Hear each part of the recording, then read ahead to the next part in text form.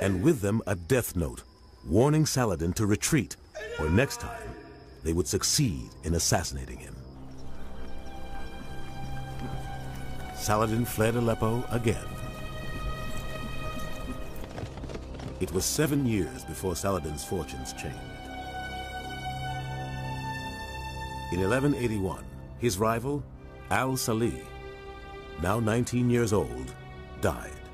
Like his father and grandfather before him, another victim to die in uncertain circumstances. I have no problems in believing that Saladin was ruthless. What's the problem? I mean, in order to survive in that world, you had to be. Whether he was responsible for the killing of Nur al-Din's son, one doesn't know.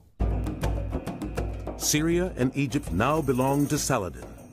80 years of Muslim disunity were over. Now he has encircled the Crusader states. He is threatening to strangle them into oblivion. And I think what we can see happening as far as the Crusaders are concerned is a real heightening of the temperature, a heightening of the level of threat, and an awareness that really things are moving inexorably towards some kind of serious confrontation. Having fought and bullied the Muslim world into a coalition, Saladin would now have to deliver a knockout blow against the Christians of the Holy Land.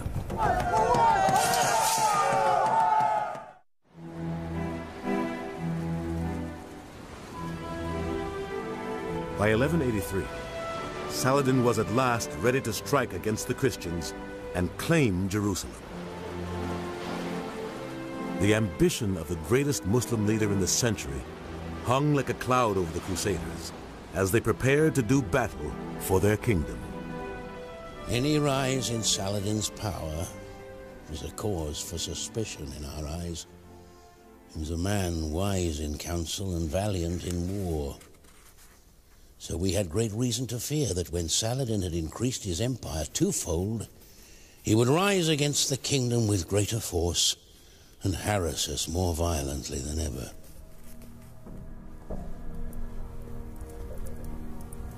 While the Muslims were unified, the Christians in Jerusalem were at their weakest. They were led by Baldwin IV, a king who from an early age had been crippled by disease. He was playing one day, and as playful boys do, they began to pinch each other's arms. The other boys gave evidence of pain. But Baldwin felt nothing. As he began to reach years of maturity, it became apparent that he was suffering from the terrible disease of leprosy. Impossible to refrain from tears when speaking of this great misfortune. Day by day, his condition grew worse. Baldwin became so ill, it was clear he could no longer rule his kingdom. In the autumn of 1183, from his sickbed, he appointed his brother-in-law, Guy of Lusignan, as regent of the realm. Many thought Guy too weak to rule, but he was determined to prove his leadership by taking on the might of Saladin. He would be helped by an ally at court, a brutal prince with a deep hatred of Saladin, Reynald of Châtillon. It was Reynald who would trigger the long-awaited war. For 4 decades, Christians had respected the rights of Muslims to pass through their territory on trade routes between Egypt and Syria. But in January 1187, Reynald broke the truce.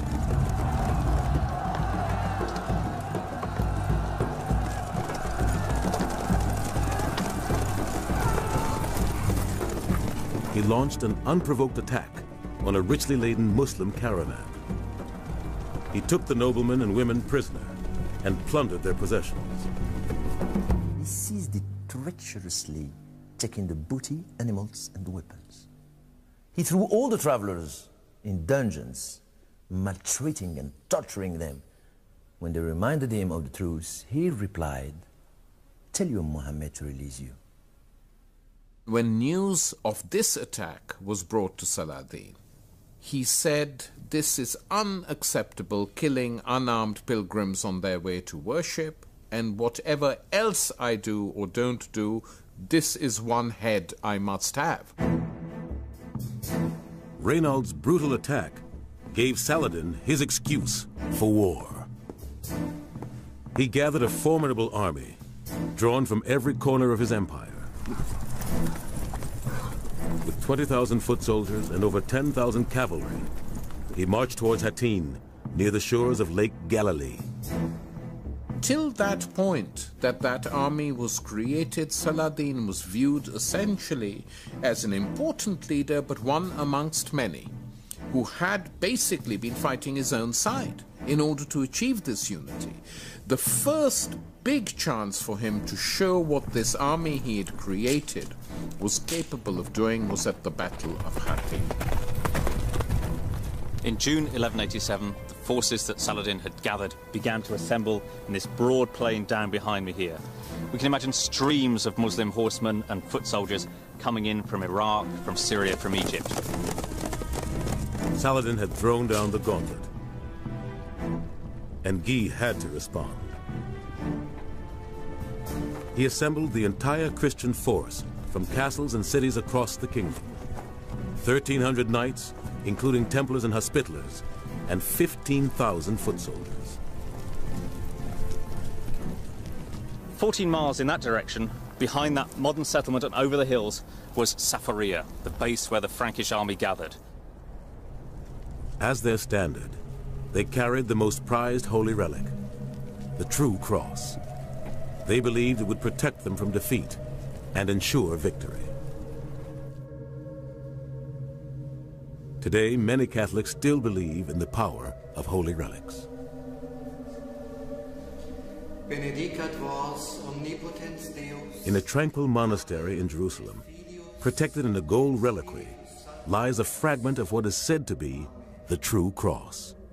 The very little piece of wood in form of a cross is a part of the real cross on which Jesus was crucified. The cross is so precious to us. Can imagine.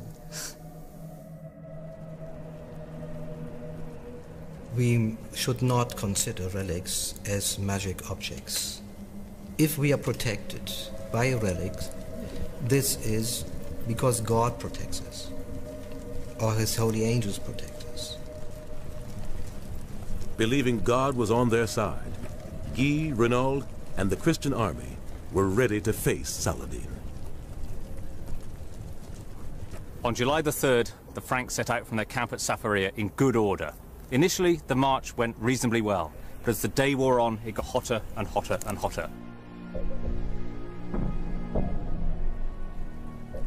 With no water in the desert plains, the heavily armored Christian army suffered from severe dehydration. In the heat of the day, the Franks were struggling intensely. They began to slowly lose cohesion, they began to lose formation. And like an enormous train slowly running out of momentum, going up a long, long hill, they ground to a halt. They were there on an open place, no water, hardly anything to eat.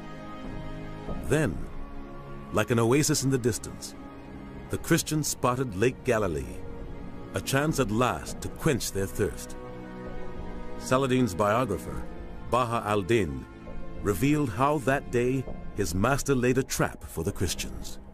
The Christians, surrounding themselves with infantry, tried to fight their way towards the lake in the hope of reaching water. But Saladin realized their objective and planted himself and his army in the way. Saladin and his men now stood between the Crusader army and the lake. Guy of Lusignan had no option.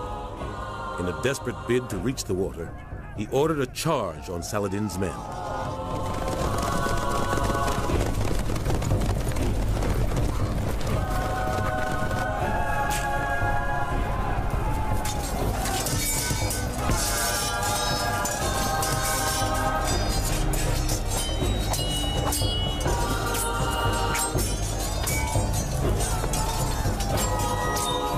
the weakened Crusader knights were no match for Saladin's highly disciplined army.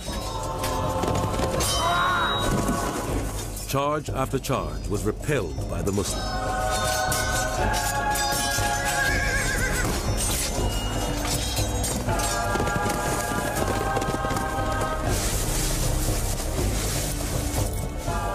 And at the end of the day, Saladin still had another trick up his sleeve.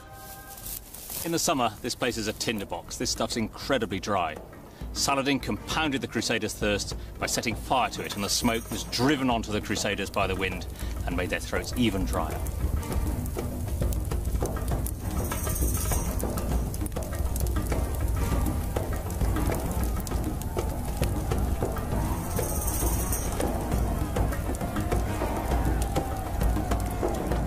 The Muslim soldiers piled on the misery, creating a terrible constant noise. Drums, cymbals, chanting, to inflict fear and foreboding on the Crusader army. It must have been an awful experience to be stuck out in the open, knowing that really the following day you were likely to meet your death. On the morning of July 4th, the Christians who remained prepared to make a final stand. The foot soldiers saw here the horns of Hattin, an old Iron Age fort where they thought they could be safe. They marched up this ascent here, and here in the crater was set up the red tent of King Guy of Lusignan.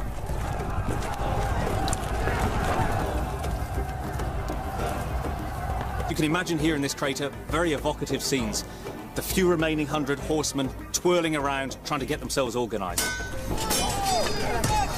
Chronicles record that the sacred gold reliquary holding the precious relic of the true cross was hustled into Guy's red tent for safety. As the exhausted Christians began to collapse, the disciplined Muslim army closed in for the kill. Sensing victory, Saladin commanded his troops to capture Guy, Reynold, and the red tent. I was at the Sultan's side when we saw the Franks retreat. And with them a death note warning Saladin to retreat, or next time they would succeed in assassinating him. Saladin fled Aleppo again. It was 7 years before Saladin's fortunes changed. In 1181, his rival, al-Salih, now 19 years old, died. Like his father and grandfather before him, another victim to die in uncertain circumstances. I have no problems in believing that Saladin was ruthless. What's the problem? I mean, in order to survive in that world, you had to be. Whether he was responsible... As far as the Crusaders are concerned, is a real heightening of the temperature, a heightening of the level of threat, and an awareness that really things are moving inexorably towards some kind of serious confrontation. Having fought and bullied the Muslim world into a coalition, Saladin would now have to deliver a knockout blow against the Christians of the Holy Land. For the killing of Nur al-Din's son, one doesn't know. Syria and Egypt now belonged to Saladin. 80 years of Muslim disunity were over. Now he has encircled the Crusader states. He is threatening to strangle them into oblivion. And I think what we can see happening...